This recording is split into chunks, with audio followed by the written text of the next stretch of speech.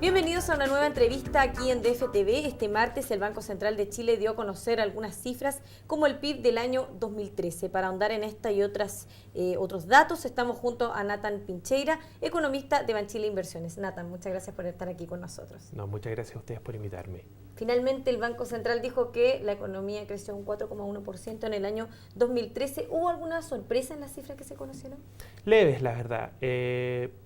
Como muy bien decías, efectivamente se mostró, se publicó que crecimos un 4,1 el año pasado, algo por sobre lo que las cifras de IMASEC habían dado, y eso, que era un 4%, y eso vino de la mano de una corrección, dos correcciones al alza que dieron cuenta tanto en el primero como en el tercer trimestre, versus una caída de la estimación de lo que había sido el crecimiento en el segundo trimestre. Sumando y restando, ¿no? Al final del día lo que tuvimos es una pequeña variación al alza del crecimiento que se había proyectado previamente con los datos del IMASEC.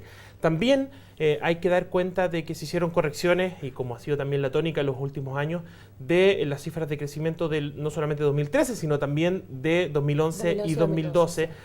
La del 2011, bajó levemente hasta un 5,8%. Recordemos que esa cifra ya había tenido correcciones de un 6,1 y digamos finalmente hasta el 5,8 que está ahora, y la del 2012 desde un 5,6 hasta un 5,4%. Y eso, digamos, fueron las principales correcciones que en términos macro se están haciendo sobre el Producto Interno Bruto.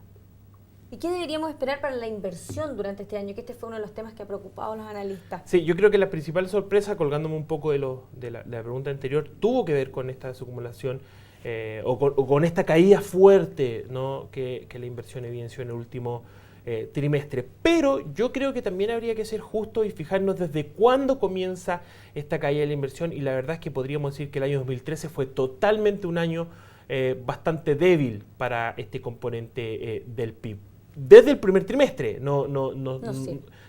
por supuesto que la cifra en términos interanuales más mala se muestra ahora en el cuarto trimestre por una base de comparación bastante alta, también por un evento particular de una industria en aquel periodo, pero también cuando tratamos de evitar o de limpiar por eso, vimos una caída muy importante en el componente de maquinaria y equipo. El valor de la formación bruta de capital fijo en términos desestacionalizados cae por sobre el 10%. Esa caída, según digamos nuestra muestra, no se había dado antes, ni siquiera digamos en los periodos más malos de la crisis subprime. Claro, por supuesto, ahí veíamos caídas en varios trimestres bien fuertes, pero una tan concentrada en particular no habíamos observado, y eso nos llama profundamente la atención.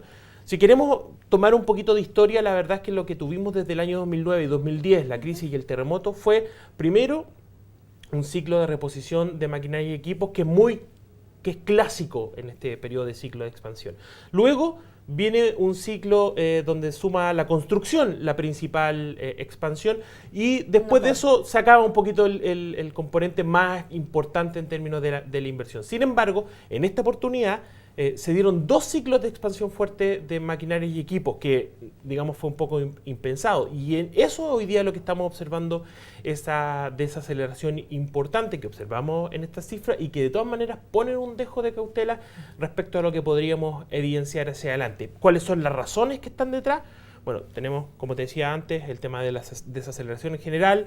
Tenemos el tema particular que te he comentado de, digamos, una empresa que hizo una inversión hace 12 meses, pero también hay otros temas coyunturales locales que, por supuesto, que han traído algo de incertidumbre, especialmente el tema de la reforma tributaria, que vamos a ver ¿qué es lo que pasa? No estoy hablando de la reforma propiamente tal, sino que creo que la incertidumbre que se ha generado, que, como ha dicho recientemente el ministro, el 31 se presentaría ya este proyecto, por lo tanto podríamos disipar esa incertidumbre, y vamos a ver cómo el mundo empresarial y el mundo de la inversión responde a que ya, digamos, ya no van a estar dudas, van a estar las cartas sobre la mesa, y a ver si vemos una recuperación de quizás proyectos que se retrasaron a la luz de querer esperar de que se tuviera toda la información disponible.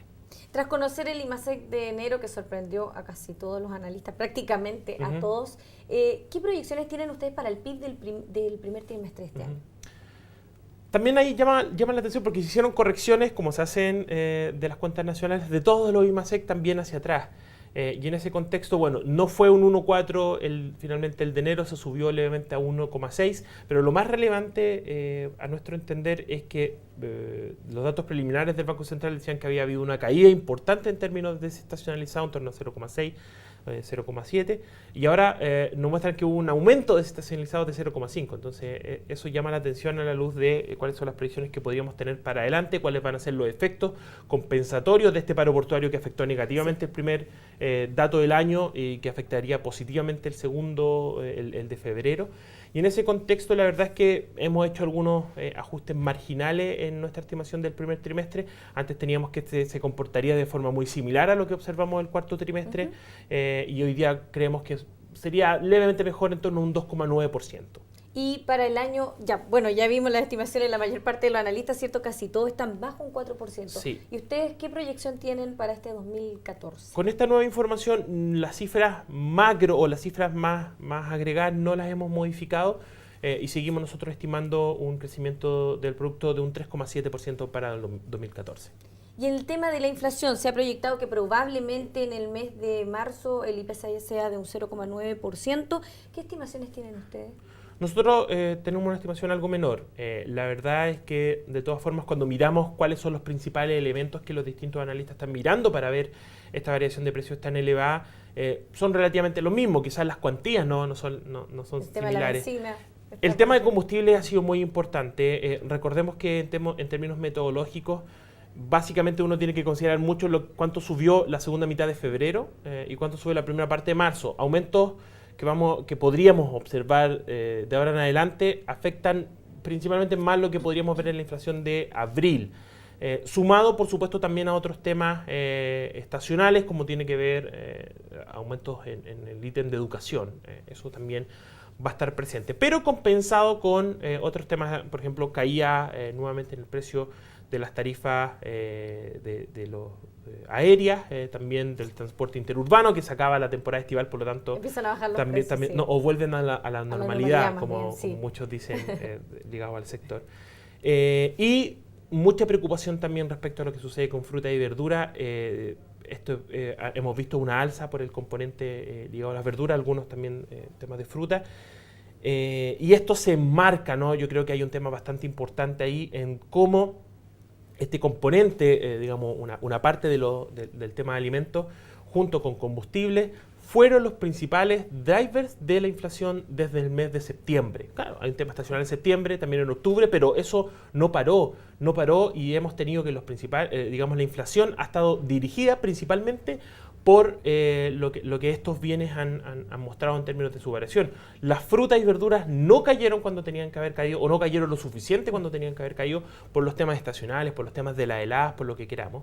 Y vamos a ver cómo reaccionan ahora en adelante cuando tengamos un cambio de temporada, tengamos que entran, digamos, los cítricos, por lo tanto esperemos que veamos rebaja en los limones ya en los próximos meses, las naranjas. Cambian los bienes que digamos que finalmente parece que nunca bajaron de precio, y ahora tenemos los nuevos que no deberían haberse visto tan afectados por el tema de la A. Vamos a ver si el tema de la sequía ahora va a ser nuevamente una cuestión a discutir, pero la verdad es que ahí nos parece que esos son los principales elementos que han estado detrás de precios algo más elevados, o mejor dicho, variaciones de precios algo más elevadas de las que el mercado estaba proyectando. Sin embargo, creemos que por el lado de la demanda, con esta menor estimación de crecimiento, como conversamos previamente, afectarían ya hacia la segunda parte del año, y veríamos menos presiones por ese lado. Por lo tanto, tampoco hemos modificado de forma importante nuestra estimación de inflación, la cual de todas maneras se ubica bajo el 3%, particularmente un 2,7%, ¿no?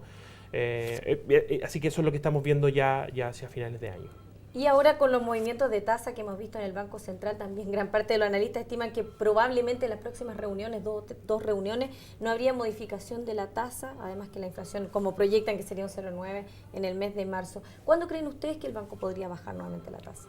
Yo creo que hay un elemento súper importante, hay una fecha que va a ser bastante clave, digamos, en lo que podríamos ver en la economía para adelante en todos sus digamos, componentes. El día 31 de marzo, en Chile, en la mañana, se publican los datos sectoriales, los datos de empleo, se publica el IPOM, Eso va a ser, y se supone que se entrega la reforma tributaria, así que ese lunes va a ser bastante noticioso. En el tema del IPON en particular, va a ser muy relevante ver cuál va a ser el tono que el Banco Central va a proyectar hacia adelante. No solamente en términos de su estimación de crecimiento, que nosotros proyectamos que bajará en 50 puntos base en ambas colas para que queden 3,25, 4,25 más o menos, pero también, digamos, mirar cuál va a ser el escenario base de TPM con el que va a trabajar y que si va a dejar un poco de espacio abierto para rebajas adicionales de TPM. Nosotros por el momento no estamos esperando rebajas en el corto plazo, queremos que la próxima reunión va nuevamente, o va después de las rebajas que observamos en los últimos 12, va a mantener en 4%, ese es el escenario básico en el que nosotros estamos trabajando. Sin embargo, si es que observamos un sesgo algo más negativo por parte del Banco Central hacia adelante, no descartamos que la tasa pueda llegar hasta 3,25%, pero por el momento no hemos cambiado nuestro escenario que dice que la mantendría en 4. Por lo menos en la próxima reunión. Sí, de todas formas. Nathan, muchas gracias por haber estado aquí con nosotros comentando cifras como el PIB del año pasado y también las proyecciones para este año. Muchas gracias a ustedes. Y a ustedes los esperamos en una siguiente entrevista aquí en DF TV.